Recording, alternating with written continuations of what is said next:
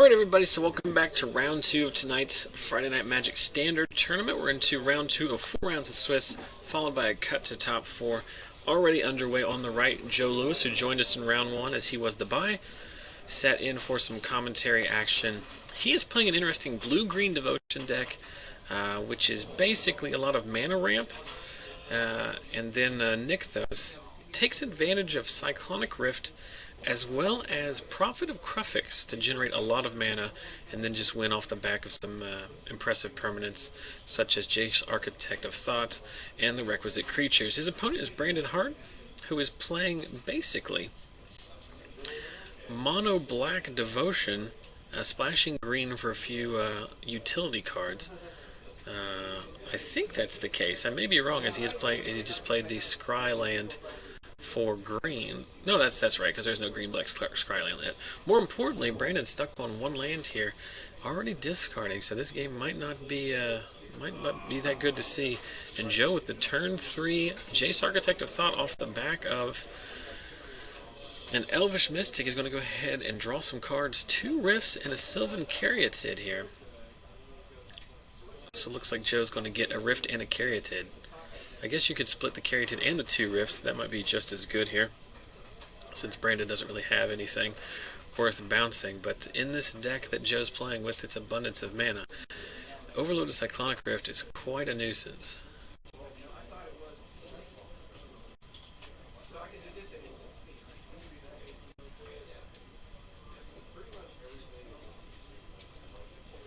And so Brandon decides to give Joe the ramp spell or the 2 Rifts, and Joe takes the 2 Rifts.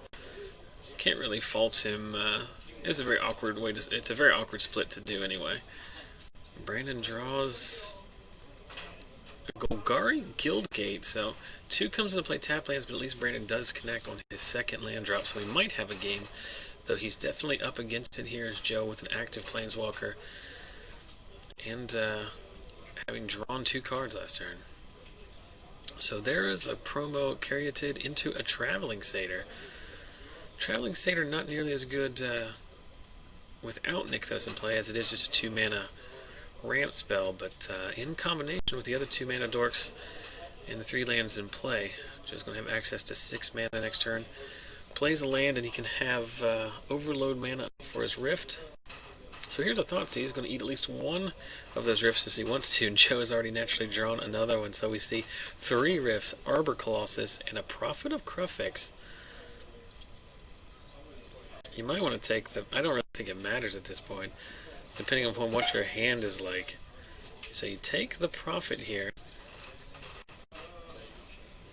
Brandon's going to drop down to 18. The good thing here is that Brandon, despite his mana troubles, Joe's deck has not put on a fast clock and punished him for that, though he is building up a certain amount of inevitability with card advantage and mana advantage.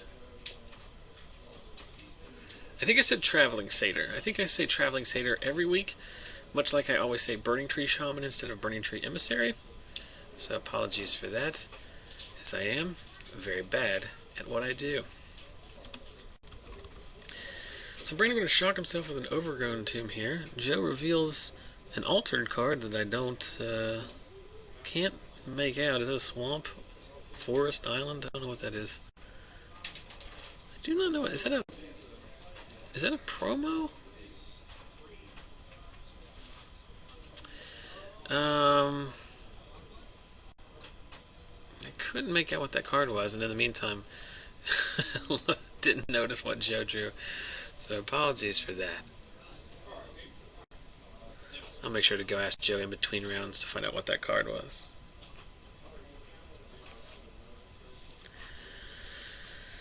So Joe commences the beatdown plan here, just attacking in with 2 mana dorks. Not how he drew it up, but drawing a lot of reactive cards here. And there's the ultimate price, taking out the Arbor Colossus, which seemed inevitable given Brandon shocking himself. And then playing his, or then thought seizing the Prophet. Pretty good thought seize there as Joe plays Arbor Colossus instead of the Prime Speaker, trying to set up a big card draw turn next turn, but that's not going to happen as his thought seize nabs it. And here's a Devour Flesh. So Joe going to have to sack a creature and probably sack the Caryatid at this point. As the way the board sets, at least the Mystic gives you a clock here. Joe disagrees, valuing the blue mana off the Caryatid more than the potential power of attacks. So Brandon down to 11, Joe up to 21 off the life gain trigger. And there we find, I do not know the name of that card, but I know what it does. Its power and toughness are equal to your devotion to green. So currently a 3/3 can get much bigger if Joe draws anything that isn't a Cyclonic Rift, as we know he has 3 copies in his hand.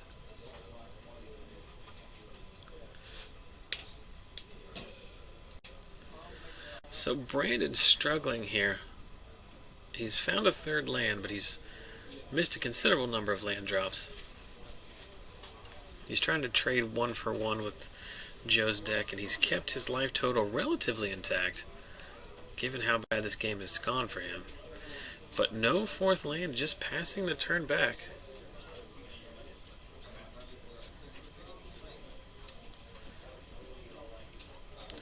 And there's another Devour Flesh. This time Joe sacks the Caryatid. A little bit more obvious situation at this point. So it takes 1, 2, 3.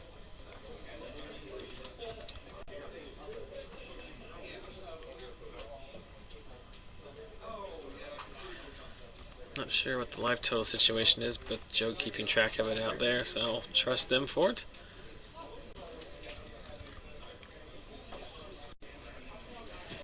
Night Veil Spectre hit.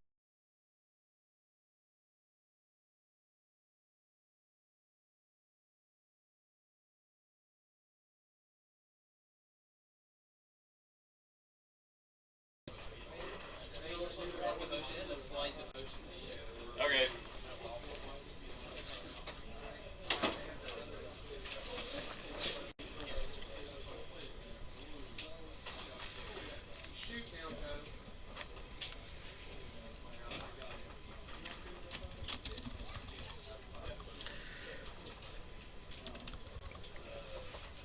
Alright, so off into game 2 here with Brandon on the play. Joe mulling down to 6.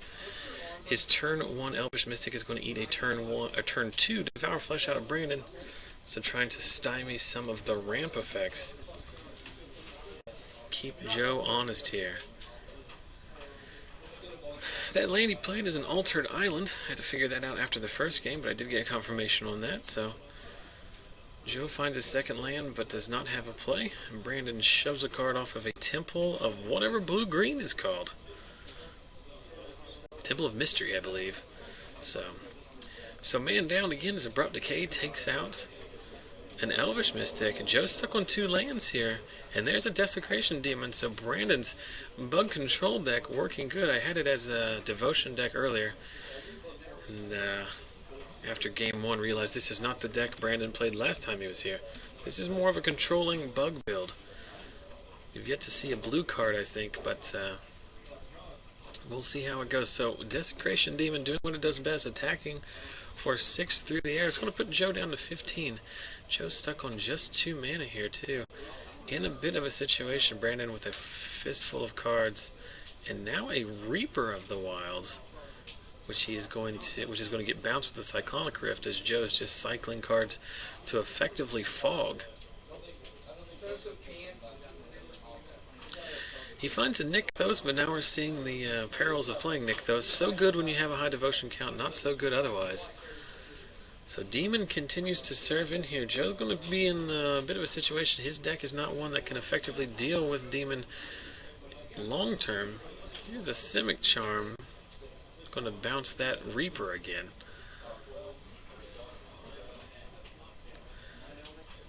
Here we have a Sylvan Caryatid, which, if nothing more, can at least keep that demon at bay. So we know the Reaper at a minimum is coming down here. As Brandon's cast it twice, it is yet to stick. Joe chooses to go down to 3 here. Probably not nearly as much of a concern against the bug deck as it would be against other archetypes. Brandon's going to go run out a Pack Rat here, and another Pack Rat. So the old double Pack Rats, they're 2/2s the hard way. and very much lethal on board here. So tapping for 2, play a Burning Tree Emissary, chaining that into... No, we're going to activate Devotion, get 3 green here. Play an Elvish Mystic with 2 greens still floating. Just passing back there, so not really using the Nykthos mana, just washing it a little bit. Joe really up against it here. Hero's Downfall on the Emissary. He's going to announce the Desecration Demon trigger. We're going to serve in with the Pack Rats. We're going to activate our Mutavault. It's a rat as well. And that's going to make the one Pack Rat that's unblocked. Come in. Didn't mean to get you during a match, but I'm taking off, so okay, sure I got this to you. Alright, bud. The deck was so-so. It did alright. I got 1 game against Brandon. I got to fix the mana base on it. It's killing me trying to run 4 colors. Those are solvable problems, though. Yeah, I just have to. I have to cut loose on something, one of my answers, and just accept, like, if an Oopsodok gets played, oh well. But I'm trying to, like, make sure if anything gets played, I can kill it. And it's making me too spread out. Right. So. Alright, buddy, we'll see you. Alright, bud. So, apologies for that interlude here as we join Game 3 already in progress. As Joe on the Mold of 6, also on the play. With a turn 2 Sylvan Caryatid into a turn 3 Witchstalker. More importantly, Brandon Hart on the turn 2 Pack Rat. Of course, Pack Rat not nearly as good against the deck that can effectively cast Cyclonic Rift overloaded.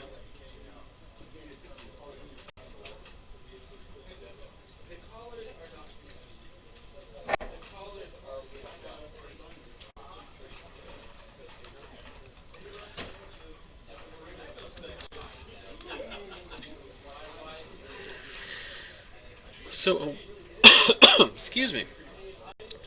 Witchstalker going to be a little bit of a nuisance for Brandon, as it does you can't target it directly. Interesting here. So Brandon offering up. Nope. Brandon changing his mind. Nope. Brandon offering up the trade here with the Witchstalker. He has 2 Mutavaults, so he can make that. He can make the Pack Rat a 3/3 here and trade with the Witchstalker if he wants to. And that's what he's going to do. So Brandon choosing not to go all in on the Pack Rat plan. Follows up with a Thoughtseize, revealing Biden of Thassa, Prophet of Kruphix, Cyclonic Rift, and 2 Pelucranos, a Cyclonic Rift, Prophet of Kruphix, and a Biden of Thassa. So we're going to take the Prophet, as Brandon is on a ultimate price removal plan. A little bit tougher for him to deal with. But all those other cards relatively, well, they're basically irrelevant in this matchup as it currently stands, as Joe is on 2 green mana here. So Brandon just serving in with the Mutavault here, stuck on mana himself, but Joe draws and passes back. So both these guys struggling for any kind of business. Brandon going to serve in again. Not how he drew it up, but you do what you got to do. Just passes back. Joe draws not a land here. Not sure if Joe has to discard or not. But Brandon not punishing him. And there's a Thoughtseize, revealing that Joe has drawn an Aetherling, another Witchstalker, and an Arbor Colossus since last we saw his hand. Again, none of these relevant really. I think you take the... Oh, he's going to take the Witchstalker, which is the only thing that Joe can effectively cast here, and he can't ultimate price it. Joe draws again and just passes back. This is the hard-hitting Magic action I know you all tune in for. But obviously we all know variance is a part of this game.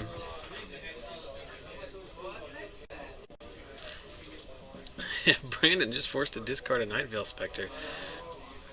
And Joe draws another Aetherling. He's going to get rid of that one. And Brandon just going to serve in again. I will now not commentate until until another permanent is played.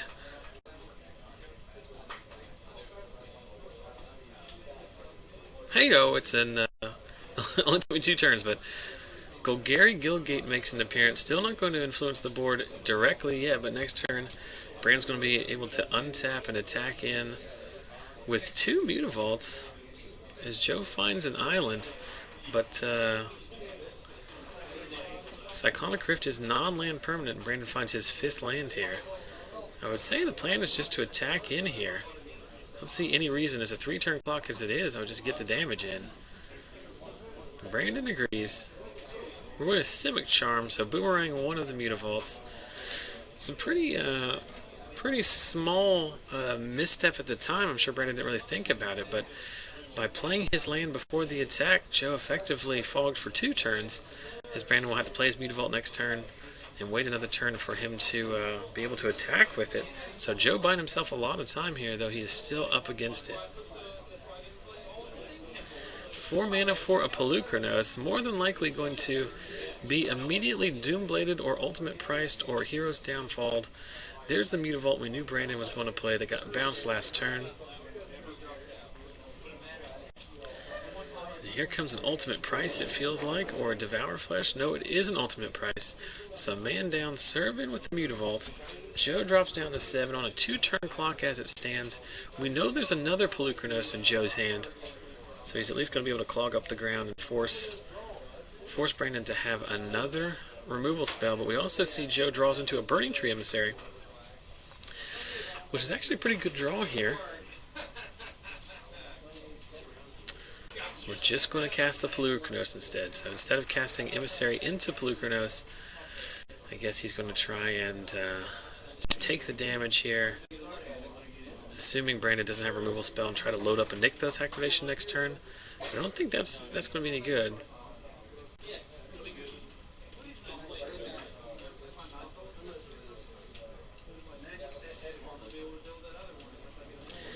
So 3 mana for likely a Hero's Downfall.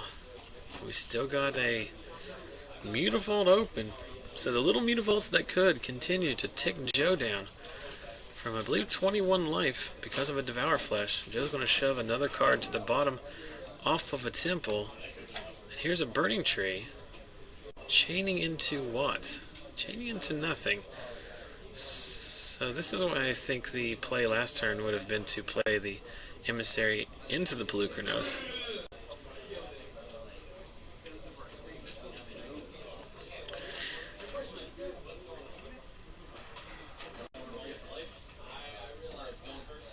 So now Brandon's got a little bit of a decision here. He can use another removal spell on the Burning Tree Emissary, as I think he has another Hero's Downfall, which preserves his Mutavaults, but then basically lets Joe one of his more important creatures resolve. So Brandon choosing none of these lines, instead going to cast a Lifebane Zombie, nab the Arbor Colossus.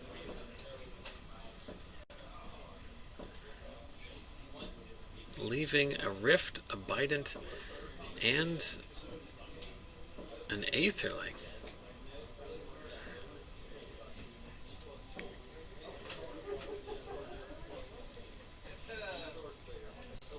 So we don't serve in with the Mutavault this turn. Next turn, the attack is lethal, as the Lifebane Zombie has Intimidate, and one of the Mutavaults will get through, assuming Joe doesn't add to his board. Joe in an awkward spot here. He can't really add to his green devotion because Brandon has effectively made him discard all of the relevant spells over the course of the game. But he draws a Burning Tree Emissary. And now he's trying to decide what he wants to do here. So we can activate Nykthos with the floating mana for green, tap 2 mana, and play an Aetherling here, which is probably the play. I mean, yes, it leaves the Aetherling open to... Interesting. He chooses not to do that. So burns that 2 mana. Don't think that was right. So we know Joe is going to bounce the... He's going to Cyclonic Rift the Lifebane Zombie.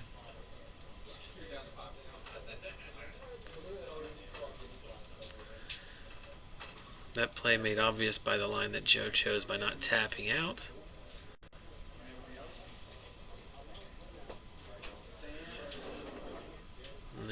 Brandon replays the Lifebane Zombie, still Bident in a riff, still Bident and Aetherling his hand. And here's another one, so Joe is effectively dead on board now, as the 3/1s have Intimidate. So Joe's going to need another Cyclonic Rift, or he is dead.